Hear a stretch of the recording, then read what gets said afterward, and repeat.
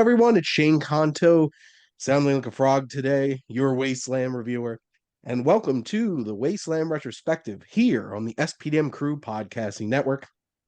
And this is my weekly show where my guest and I each pick a film related in some shape or form, or we do something special like this episode where we have three films, one trilogy, 9 hours and 40 minutes of your life, and that is the Human Condition trilogy from director Masaki Kobayashi. And joining me for this journey is my friend Luke. Hello, and who else would, pick this than me?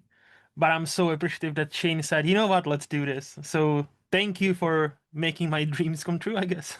There you go. Now, this sounds like a Jess pick, a 3.5 hour Japanese Okay. film for sure, and then two other 3 hour films on top of Yep. it.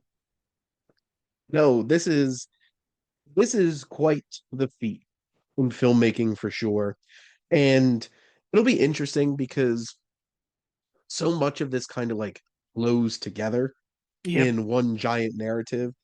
hmm So, but I do think that the first to second film are distinct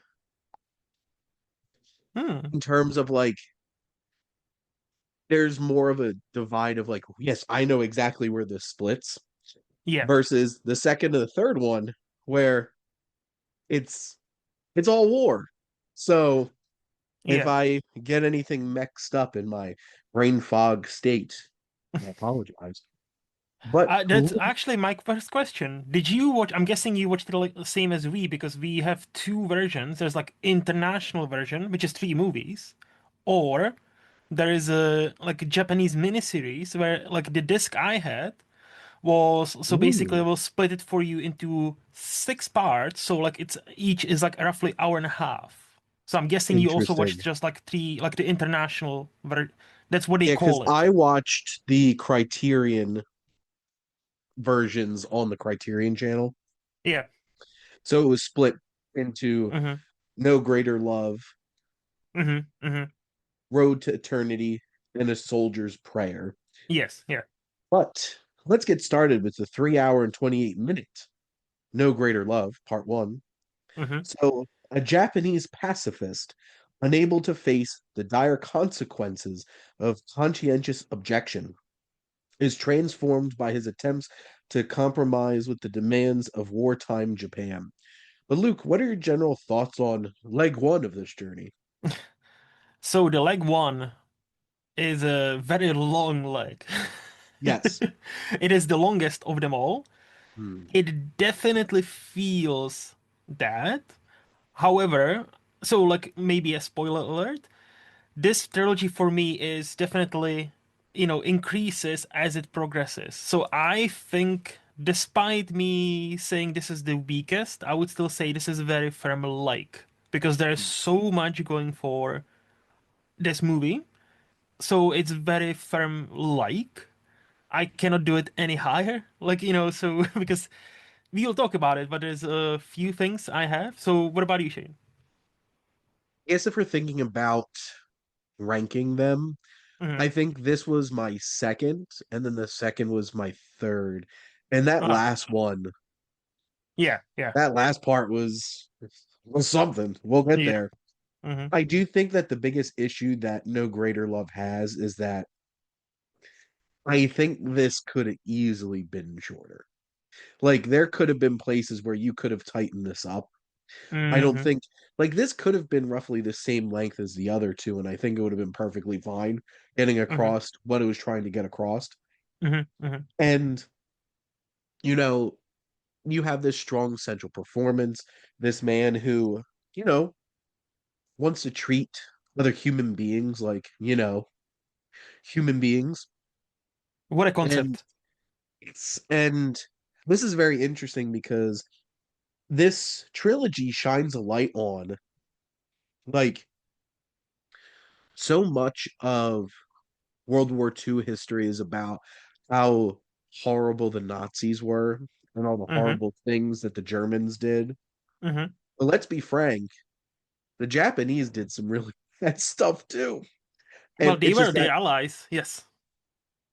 Yeah. But we don't. I don't think we.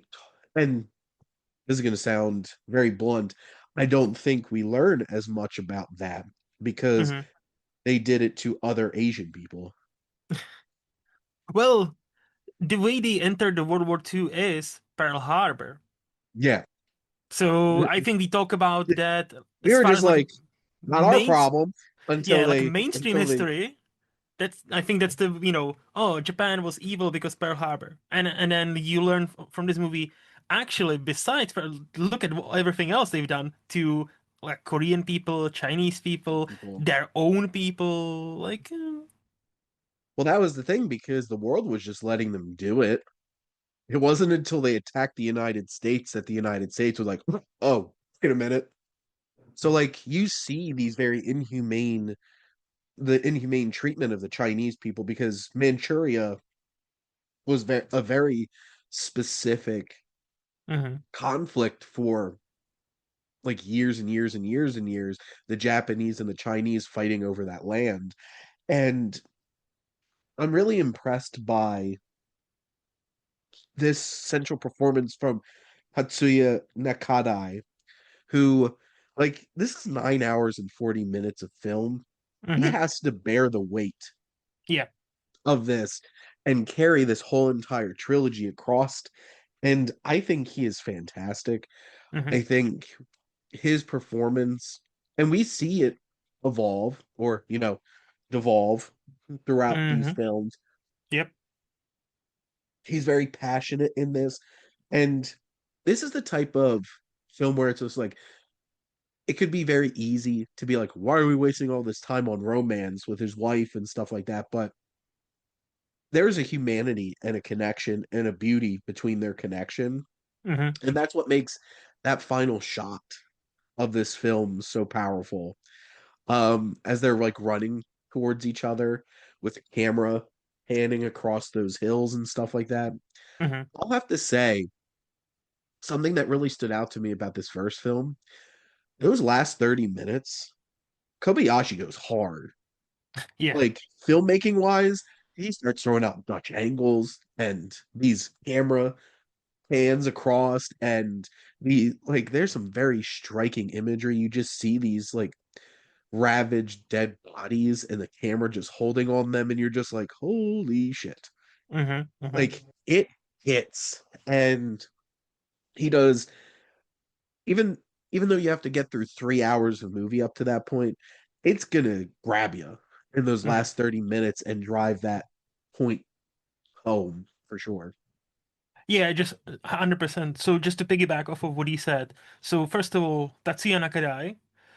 Yes, I don't think he's ever lets go, like, or his performance ever dips below a certain level, and he is phenomenal across all three movies, and he needs to be, and he is a big reason why this trilogy works the way this does. Also, he only died last November, What? last 92. So he better be in an Oscar in memoriam fucking segment for this year. Like if they omit him, like this giant of Japanese cinema, because like if you look at his filmography, he's continued to act ever since pretty much he died, Yeah. and like some of the greatest movies. So like he better be in that fucking Oscar reel Academy. Yeah, Like he was working up until 2020, which is exactly. wild. Yep. But so like to your point and to your point about the love story, that actually wasn't even my like quote unquote negative. Like I loved that I loved Yeah. that love story because like the scene where he comes home. I don't know if it's like a middle of the movie or something. He comes home like beaten down and like like almost broken, and his wife, this cutest little woman you've ever seen, is so happy about the egg, and like he cannot find the joy because he's been so like like put through the ringer and all that. And then he slowly, and because of his wife, he slowly remembers to enjoy life eventually, and he apologizes to her. I thought that scene was great. So, and again, like filmmaking wise, I think we can say all three movies masterfully shot. The Yep. cinematography is awesome. The music, it's like, there's certain themes that repeat, but there's a point to every single one of them. So like on technical level, all these three movies are very high.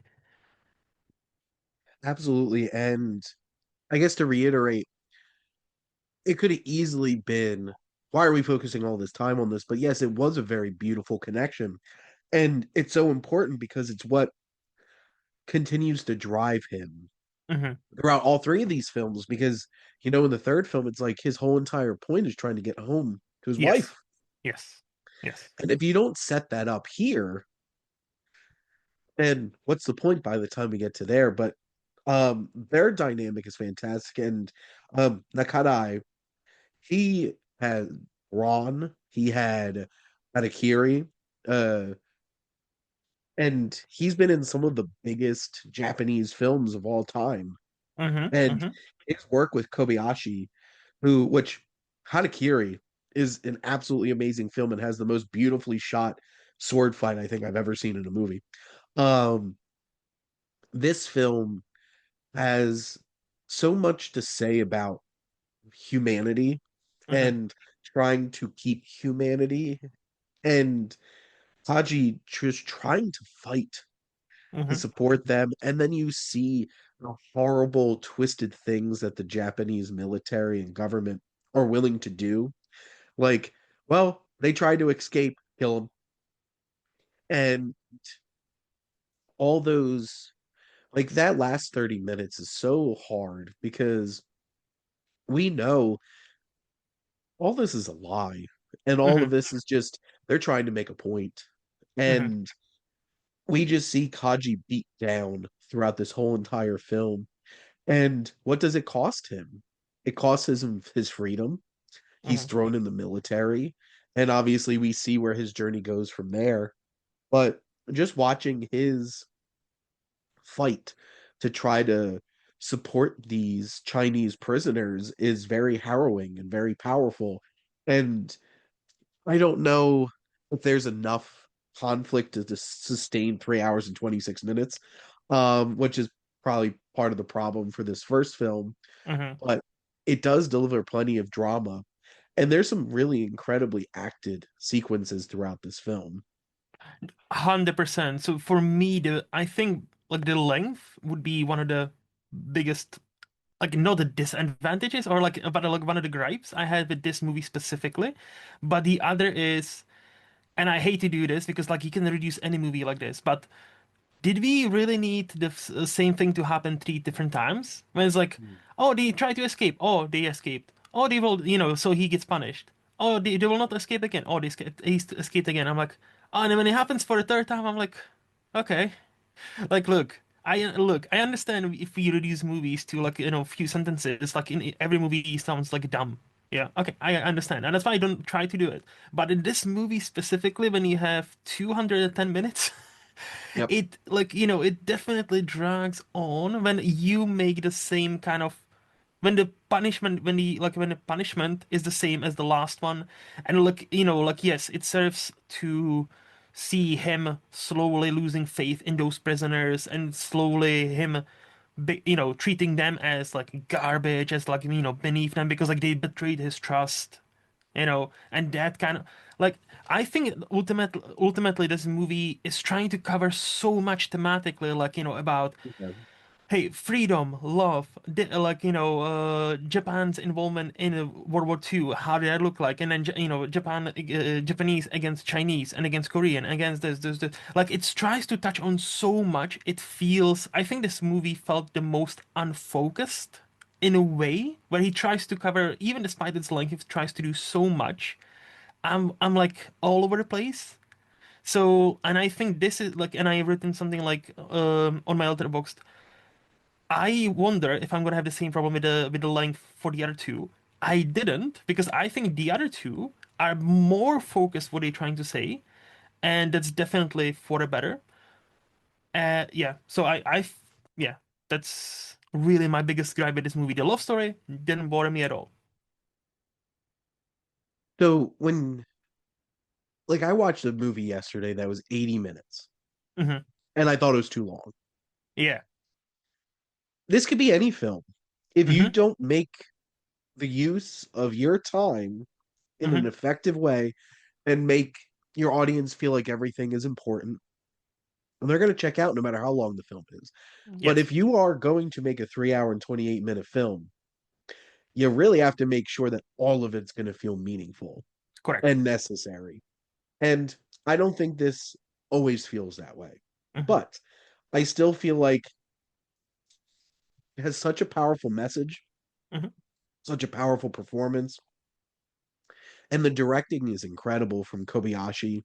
Yes. And the cinematography is so crisp and engaging. And then when he starts really leaning into the different types of camera angles and camera movements, like like I said before, the last 30 minutes of this is something special. I do And remember those. Like, see, yeah, sorry to interrupt, but I do remember the last 30 minutes of this movie. If you tell me, do you remember what happened in the second hour, hour of this movie? I'm like, one of the escapes probably. And that's, I think that's to your point. yeah, When it works, it works. Like when it fucks hard. But yep. like, but before that, it's like, there are sequences where it's like, I get it. I really get it. Well, there you go. But the next piece, The Hmm. Human Condition 2, Road to Eternity, we have at this point, Kaji is conscripted into wartime Japanese military, and he struggles to maintain his determination to keep his ideals throughout this. And this is 3 hours, 1 minute. So this Hmm. is the shortest one, still starring Tatsuya Nakadai, Michio Aratama, and directed by Kobayashi. Hmm. But Luke, what were your thoughts on this second leg of this trilogy? So as I've alluded to in before, so this one I'm on a low side of loved it. So like this is for me like I know it looks like I'm in a minority, but I actually prefer this to the first one.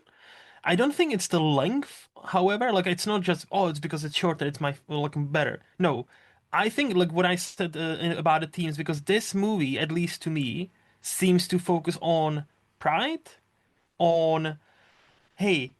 Japan did some awful shit, and are we the baddies meme? Like, like if we do it in 2026 speak, like, like it seems to focus on that. And if there is, and towards the end, there is a big thing with, like honorable death. What does it mean? Does it exist? And I admire the movie, this trilogy, and this and the other movie, this third one, for being able to talk very openly 14 years after World War II's ended and after Americans dropped two nuclear bombs on Japan openly about, hey, we were kind of dicks. Like, not that we deserved those nuclear bombs, but we were fucking dicks. And I really admire movies who are willing to take a look at any nation and like, hey, we did this awful shit in the past. Look at us. And I really admire that balls on, the director. But yeah, so I low side a little bit. What about you? Well, and that's a very interesting point because thinking about it's artists that Hmm. wind up putting a mirror up to society and being like, But I this don't think you're early, very good. this And early, damn. yeah, and Kobayashi coming in there 14 years after the end of World War II and just being like, this is Hmm. bad Yeah. and we did horrible things. And I think what these films do so well is capturing, yes, the Japanese one did some horrible things and how they treated Hmm. their prisoners and how like what they did during wartime, but also it captures the horrors of war Yes. in general and how nobody is getting out of this okay. And how And nobody in war is innocent. And I think that's the brilliance of the third movie particularly. Just to, yeah. and I'll admit this is probably the least memorable of the three for me. Okay. I do think this is tighter than the first film. I think it feels like because this shows a lot of getting ready for war Mm-hmm. Mm-hmm. and there's not to put like training camp type of stuff and boot camp types of elements and then actually getting into the war elements. Mm-hmm. So it's kind of a familiar feeling. Like we've seen films that deal with like boot camp into war and stuff like that. I think one of the things that stands out so much in this film is still continuing the relationship between Kaji and Machiko and their last interaction together Mm-hmm. was so harrowing and Mm-hmm. so emotional. And that's what this is all about for him. It's getting back to his wife, and that's why it was so important setting that up in the first film. Mm-hmm. And him going off to war is leaving not only his life behind and his pacifism behind, but it's leaving his love behind. Mm-hmm. And she's the most important thing in his life. And that last moment, and I think Aratama's performance is fantastic. And it's very interesting how we see a lot of these very uncomfortable moments in terms of what they're pushing these soldiers to do. And then once we get into like the actual battle elements, it is raw, it's visceral, and it's very powerful. Mm-hmm. Mm-hmm. So, correct me if I'm wrong, this is the one where we have the soldier suicide, right? Like one of the yeah. It's not the third one. Okay, yeah. Because they blend together a bit, I will say. Yeah. So I think I read like, there are some scenes, especially in a boot camp, like you can see Stanley Kubrick must have seen this and like, hey, Full Metal Jacket. Hey. Yeah. So just talk about how influential these movies are. Uh, and I think ultimately that's what like the getting ready for war, the boot camp. Like, yeah, I was struggling a bit. I'm not gonna lie with this. But I think the moment where it clicked for me is, yeah, like, saying goodbye to the love of his life and going into the war, going into and actually realizing, oh, we are on a back foot here. Like, we are not gonna win this. But the national pride, that, everything that does, everything that Japan as a nation is great about, it's also their biggest downfall is that national pride. I'll leave it at that, and it applies today as well. If you follow any news at all, that is still the case. Nothing's changed. So, and that, like, I think that ultimately portrays it beautifully. Like, the movie doesn't judge the people, it judges the system that's in place, the honor code. This is not the prideful thing to do whilst they are doing the most awful shit imaginable, right? But it's not to us, so it's fine. And yeah, this movie again, beautifully shot. The last sequence, the battlefield, and talking about the, like honorable death, and realizing, like, there might not be such a thing. It's again, it is. That's why I think like that resonated with me a bit more than the previous one, because I feel like this is the like if it wasn't for a third one, this might be the best exclamation anti-war movie. Like, like how, again, there's no innocent people in war, and no matter what you do, that you will be scarred by it, and no matter what you do, you will never leave war behind, right? Yep. And so I think, yeah, if it wasn't for the third one, this would be one of the best like anti-war movies I've ever seen. Not just Japanese, not just black and white. Like this is just, yeah, like the last, I think because of the last 30, 40 minutes, I really, that struck with me. Some of the things that really stood out to me, there's a couple of sequences in this. There's that one sequence where there's just flames and smoke and this like marshy Mhm. area, and one of them trying to, escape. Yeah. One of the soldiers running off, and then Kaji is chasing after the one guy chasing after the guy running away. Mhm. And that scene is so thrilling, how it's shot. The setting is so interesting and dynamic. And then you have that like almost suffocating, almost drowning in those marshes and stuff like that. That whole Mhm. sequence was incredible. Something I noticed is I don't think John Ford would like this. There's so many horizons in the middle of the frame Yeah. throughout this movie, but they look so striking Hmm. in the way that they do it. And that's the thing. Because have you seen Harakiri? Yes, we talked about it. We did talk about it. I'm trying to remember if that was this version or the No, previous that was version. the previous. Like it's This been, version, like, to be fair, it's been like 2, 3 years. So I don't. I yeah. remember. I understand you don't remember because you do so much. I couldn't remember if I talked to you about it or if I talked to Rowan about it. And now I'm realizing I talked to both of you I about it. think you did Yeah, mention that. I did. Yes. I did 2 separate podcasts.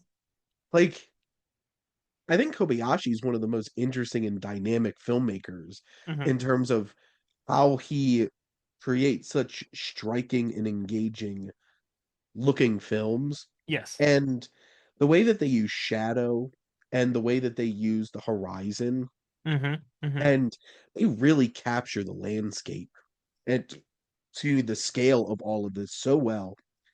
And like I'm just looking through the stills on Hmm. IMDb for this film, and they're incredible. Like this Yes. looks like an incredibly beautiful film. You have that whole sequence with like their how to put it, they're not sword fighting, they have the big like wooden swords and stuff like that. Hmm. Hmm. That whole sequence is intense and there's so many great moments in this film. And that's the thing, through all of how much film there is in these 3 films, there's always something that's standing out Hmm. and something really impressive. And yes, this film does not pull punches when it's trying to capture just how harrowing war is, the effects that it has on people, and the dark places that it pushes you. Hmm. And like like you said, that last sequence of this film is really hard to watch. It's Hmm. brutal, it's Hmm. intense, and where it leaves Kaji at the end of this film is such a great setup to the depths of hell that he winds up going to in the last one in this series. Yeah. In our current climate, I never thought I would be so happy to see Russians. Like, hey, I guess the good guys are here. Okay. Oh yeah, Soviets, of course. Yes, because back then, Soviets helped a big time. Yeah, yeah. But no, like to your point about the horizons, I I they are beautiful, and Yeah. I think they are also meaningful. Like because like I think that just so just juxtapose, like I think he understands like how tiny they are against everything that surrounds them, like how meaningless this is. And I that's at least that's how I read it. It's like, oh damn, this like again, these are not just, oh, there's a beautiful horizon, let me put this on film for like 10 seconds. I think Kobayashi, when he does everything, there's a purpose to it. And even if I don't necessarily vibe with it 100% of the time, I am so appreciative that he managed to do, it seems, everything he wanted to do, because I don't think we mentioned this. This is based on a book or a series of books that were basically untouchable because yeah, they were not popular in Japan at all because reason, because exactly what we said, and he was Yeah. adamant that he wants to do those books, so he made it. He is from Junpei Komikawa, who Hmm. wrote these novels. And yet again, artists trying to hold a mirror up to society. And I'm wondering how long the book is. I And think they are big books. Like, okay, but like this is, and there's that one particular shot where it has that horizon, and they're all hmm. like like walking across the sky, Hmm. basically. And you're right. It really captures just like how small and meaningless all of this is in the grand scheme of things. But Mm-hmm. it's Luke, did you have anything else to add about Road to Eternity? No, I think that's about it. Well, Let's let's go go. hard and get into A Soldier's Prayer, as this is the final film in this trilogy. His ideals challenged by life as, you know, a conscript in wartime Japan's military pacifist faces ever greater tests in his fight for survival.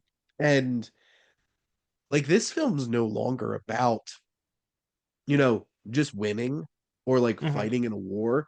Like this is just about Haji trying to survive and desperately trying to get home. Yep. And I think this is the one that out of the three of them that uses that 3 hours and 10 minutes so effectively. Mm-hmm. And this film consistently is so memorable, engaging, and powerful. But Luke, what are your general thoughts on this third piece, A Soldier's Prayer?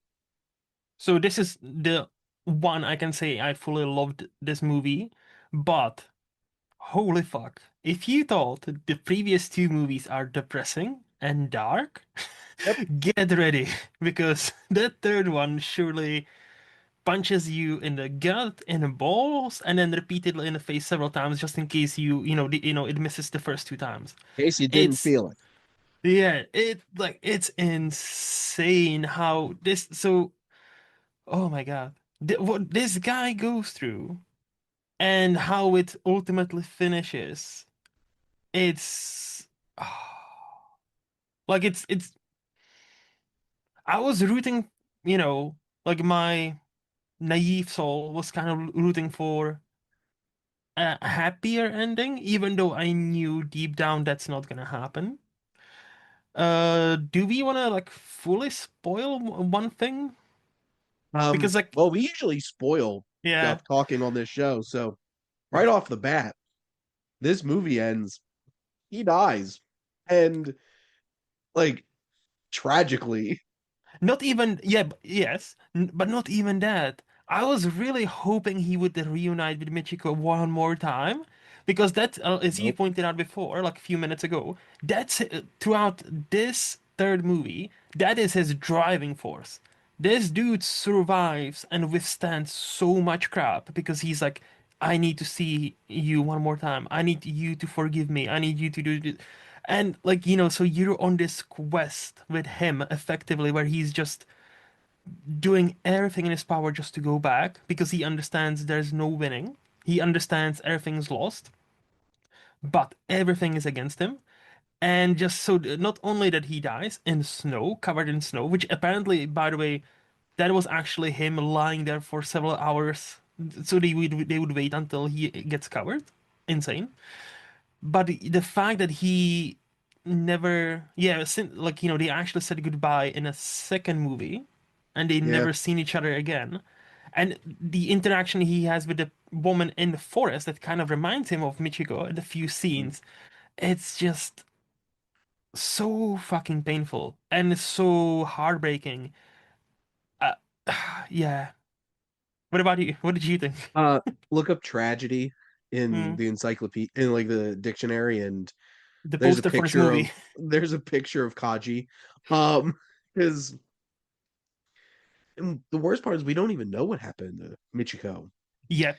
And there's only like what we think or he thinks might have happened. And that's harrowing and disturbing and uncomfortable. And that whole entire final sequence of this film Hmm. is Hmm. striking Hmm. and just so emotionally arresting. And it's so funny because growing in a beard, it's just like, look, he has a beard. Like, Yeah. it shouldn't mean like you wouldn't think means so much, but like just the fact that he has this beard that's disheveled version of like he's been through some stuff. And this has gone beyond, you know, just he's been at war for a long time. He's lost. He is rugged. He's ravaged by life. And just that shot head on of him standing in the snow in complete anguish. scruffy beard, eyes looking like they're gonna pop out of his head. Hmm. And Nakanai sells that so well. Yeah. And it's just so emotional. Like you just spent 9 hours and 40 minutes invested in this story, and it pulls the rug out from under you. And it's like, Like it's going there. This yeah, is that he's not gonna reunite me with Chico. He needs to die. Well, needs not needs to, but he will die. But like there's a part of you, there's a small part of you that hopes because I think that ultimately that's what the movie is about. It's no matter what happens, there's always a hope. Oh, there's a hope that we might win this. There's a hope this battle will not go as well. There is a hope that people, even if they capture you, and you're a prisoner of war, they will treat you with some respect. And I think that ultimately, and that's why he walks through the snow, through the mountains, to, on a slight off chance that he hopes to see his one and only wife and love one more time. Like this, like I think that's ultimately, like we see him being broken down ever so slightly throughout his movies, and until this movie, like halfway through, I think the village scene when they go to the village where they affect, when that's when they surrender. Like I think he's got the realization of like when the woman says, "You really need to have a man to protect you," because like we hear stories how Japanese women are being raped, so they need so either you get captured and raped, or you marry somebody even though you already have a husband that fights in a war. So like he is like, oh yeah, okay, and then he understands the actual danger not for them but for the village, and he surrenders himself and his unit. It's yeah, there's no for people who actually or for soldiers who fight in any war. For them, they often say like the war never ends. well, and you feel that weight. And this is one of the interesting things, especially being, from the United States. It's been centuries, Mhm. literally, Mhm. since the United States has had to defend its own land. Have you And ever?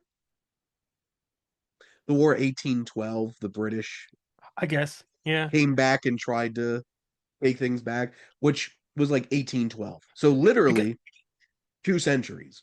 because like I not to make it too political now, but I heard like a great talking point recently about why not all Americans, but many Americans are still fairly great with, oh, let's invite Venezuela, let's do this to this country, because they haven't have to live with the impact of what they do in other countries. Because imagine if somebody There's a distance. If yeah, exactly. Imagine if some fucker does what the what the certain president did to Venezuela and other countries, like to Texas or Florida. Imagine that. Hmm. Well, and Anyway. that's the thing. Like you witness Hmm. the effects of on everybody in Hmm. this. We have that village and the fear Hmm. that's there. We have them being captured by the Soviets. That was so weird just seeing like Joseph Stalin's like Yeah, face just hanging up there right that behind. poster. Yeah. You have that sequence. You have Hmm. where they find Japanese military and they're like, "You're deserters, we're not helping you." Hmm. Hmm. Hmm. And she's like, "They're not deserters. They're just trying to desperately like claw back from being demolished." And the fact that their own people won't help them. And then this was like, I'm just looking through the images here. That soldier hanging in the forest Oh yeah. shot is so haunting Hmm. to look at. And there are so many moments throughout this film where you just feel the weight of all of this. And whether it's through rain or snow or, you know, bullets flying or anything, this is such a harrowing experience. Like that whole entire sequence where he's trying to escape that village, Hmm. when it's under siege and everything. It's like this is some thrilling and really incredibly shot sequences. And there's like I'm trying to think of obviously like Saving Private Ryan's like that film for so many that how Yes. thrilling and how brutal it is. And that has like modern filmmaking to back it. This is so impeccably made. And how it captures all these the horrors of everything is so impactful. What stood out to me, like at least filmmaking wise, excuse me, was and why this movie is like again we said all these three movies are excellently shot, but this one specifically is I feel like Kobayashi kicked on another gear, and specifically to me, like yes, the shot in the forest is awesome, the village scene, the interrogation scene where he gets the interpreter that I don't know if he is fucking him over on purpose or whether he just doesn't understand fully Russian and he pretends. Like I don't think that was ever clear, but that's beside the point. And there's a sequence where he kind of realizes that no matter what he says will be misinterpreted.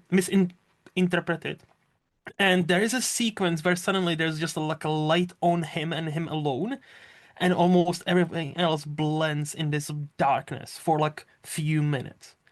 And I thought I was like, damn. And like and we only hear the his inner dialogue or his sorry inner monologue, not dialogue. He is not no. Uh, and I thought that was a beautiful sequence. I thought it was a meaningful sequence. Another thing with that interpreter and how he is pointing out what the Soviets do wrong with their prisoners, as if he or not he, as if Japanese didn't do it 2 movies ago to the Chinese. And I'm like, that's the beautiful, unfortunately, irony in this. It's like one bully talks to the other bully like, "Hey, you're bullying these people way too hard, my friend," and then yeah, it's again like I feel like this movie is the ultimate anti-war movie, pro-humanistic movie where like it shows you if people are put in positions of power, no matter the like some sort of hierarchy, eventually something like that will happen. And I think ultimately that's why this trilogy is called Human Condition. Because is it our condition to always be skewed to evil? If is it? Because it seems like every experiment we've ever done, the more power somebody has, it doesn't usually end well. Well, and I think this film captures the worst of humanity and all of our worst instincts, all of our worst features, and everybody is bad. Hmm. And everybody gets hurt throughout this film. And, I mentioned the last 30 minutes of the first one are like so dynamic from filmmaking standpoint. All 3 hours and 10 minutes of this movie is incredibly well shot, Yep. how it's all put together. And whether it's all the Dutch angles to capture the disoriented feeling of them being tired and hungry and dehydrated and all of the different landscapes that they go through, all the harrowing experiences that they have. And this is going to sound weird to say, but like this plays out like an adventure film in terms Mhm. of like this is such a sprawling Yeah. Yeah. journey. And obviously it's not a fun Mm-mm. adventure film. It is an epic Yeah. because like where the first film doesn't leave this mine very often at Hmm. all. The second film, a lot of it takes place at this boot camp. Yep. This is a journey, Hmm. and it is a deeply emotional and powerful and hard-hitting one for sure. I wonder if this film was released by itself. I think it still would be an absolutely incredible film, but it's the two other films that builds up Hmm. all of the weight and emotion that just really reinforces the journey that Kaji is going on. No, 100%. So even despite me, like, saying, the first and second movie could be tighter here and there, I still am glad that I finally watched those. I am still glad that Kobayashi adapted. So I've Googled it. This book apparently is only 383 pages. So I don't know what my dude was smoking, but damn. He was like 300, 400 pages. All right, that means 9-hour movies. Let's go. Well, that's the thing, Luke. If you actually adapt a book Mm-hmm. very closely, Yep. they're going to be long Yep. movies. Yep. Like so many other films truncate things and pull them down, but like ostensively, because I was trying to think about this, like I'm in the middle of watching a two-part chapter one, chapter two film, and like they're Hmm. each 80 minutes. And I'm like, why couldn't this have just been like one 2 hour and 15-minute movie or something if you just like Attention span. trimmed trimmed it down? Like obviously they would have to do a lot of trimming to try to make this into one film, Hmm. but this film I think stands on its own as an absolutely incredible film. Yes. And it seems like, Kobayashi was on some sort of insane run because he did this, he did Harakiri after. He did a movie it's been added to Amazon in the UK called, and the name now escapes me. He's done something beginning with a K. I'm Because Googling he it. only has 23 films. Yes, as a director. Yes, as a Oh, director. Fight On, which Yes. is incredible too. See, and it's also just like I think 1 minute shy of 3 hours. Yep. But It's an I've anthology film. okay. But yeah, I've noticed it on Amazon Prime UK. It's been added for free. So I'm like, you know what? Yes, let's like I'm it's on my watch list. It's gonna be watched at some before they remove it because I am fully in on this director. And because look, you will not feel great watching or afterwards when he finishes movies. Not because of the length, but because of like what he makes you watch.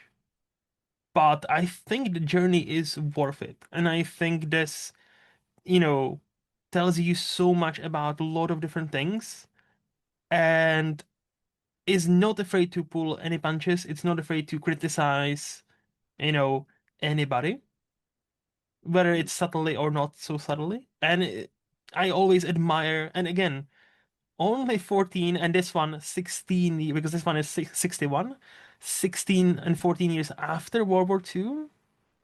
That Yeah, that like he's got my respect because wow. Absolutely.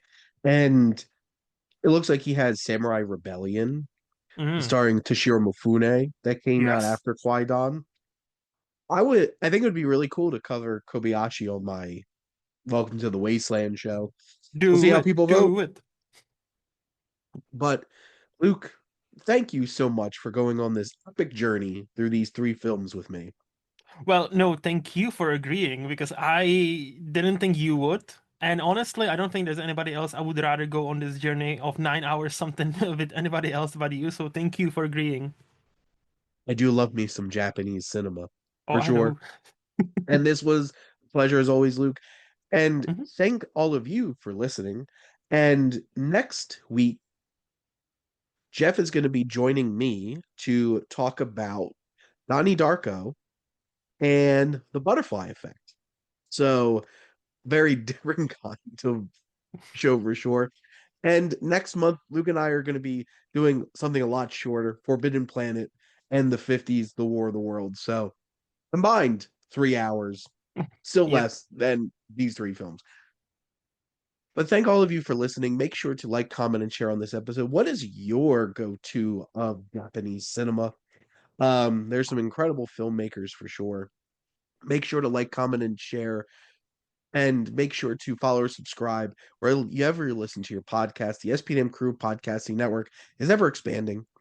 If you want to be a guest on one of these shows or have your own podcast and become part of the crew, reach out to us on our website. And if you like our logo, check out High Flyer Creative for all your digital marketing needs. But most importantly, thank you as always for tuning in and supporting the Wasteland Retrospective here on the SPDM Crew Podcasting Network.